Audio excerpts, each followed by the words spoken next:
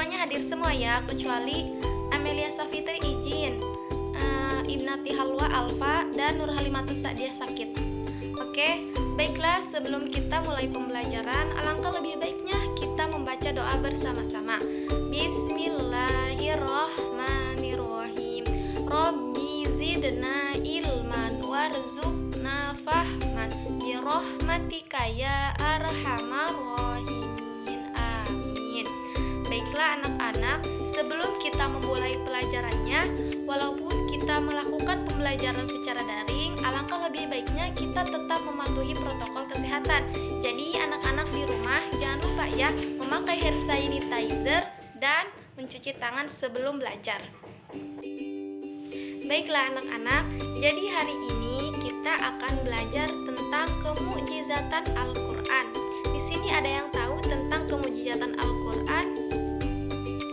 Jadi kemukjizatan Al-Quran itu berasal dari kata ajaza yu'jiju ijazan wa mu'jizatan, yang artinya melemahkan atau mengalahkan suatu lawan. Artinya mukjizat ini datang untuk memberikan penjelasan bahwa Al-Quran ini datang sebagai firman Allah Subhanahu wa Ta'ala dan sebagai kelebihan yang diterima oleh Nabi Muhammad SAW.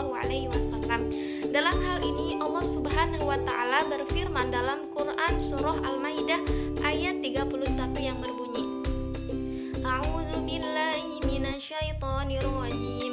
Bismillahirrahmanirrahim. Faba'atsallahu ghuraban yabhathu fil ardi layuriyahu kaifa yuwari sawata akhi.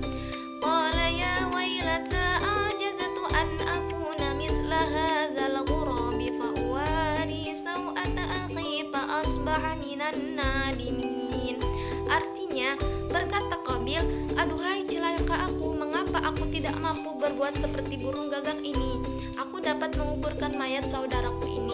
Karena itu jadilah dia di antara seseorang yang menyesal. Quran surah Al-Maidah ayat 31. Beberapa pengertian yang telah Ibu jelaskan, bahwasanya kita dapat pahami bahwa kemukjizatan Al-Quran adalah segala bentuk yang mengagumkan yang ada di dalam Al-Quran yang dapat menjawab pertanyaan atau melemahkan musuh-musuh Allah Subhanahu wa Ta'ala yang menghinakan Al-Quran dan Nabi Muhammad SAW. Nah, selanjutnya di antara beberapa kemukjizatan Al-Quran di antaranya, yang pertama, bahwasanya Al-Quran ini adalah kalamullah atau firman yang berasal dari Allah dan bukan merupakan buatan daripada Rasulullah SAW. Nah, mengenai adanya wahyu dapat dipandang sebagai logika. Yang pertama, bahwasanya telah diakui oleh para ahli sejarah bahwa Nabi Muhammad adalah orang yang jujur. Kemudian, jika Nabi Muhammad adalah terkenal orang yang jujur, maka segala apapun yang disampaikan dan datang kepada Nabi Muhammad adalah suatu kebenaran.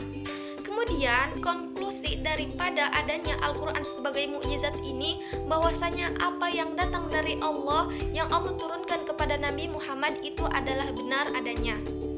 Dari penjelasan yang sebelumnya dapat kita pahami lagi bahwasanya Al-Quran adalah benar-benar kalamullah atau wahyu Allah yang datang dari Allah dan diturunkan kepada Nabi Muhammad secara berangsur-angsur dan bukan merupakan syairan-syairan dari para penyair. Kemudian orang-orang yang mencoba memalsukan Al-Quran telah diancam dengan nyata dalam ayat-ayat Al-Quran. Nah, anak-anak, selanjutnya kita akan membahas tentang aspek-aspek yang menjadi kemukjizatan Al-Quran.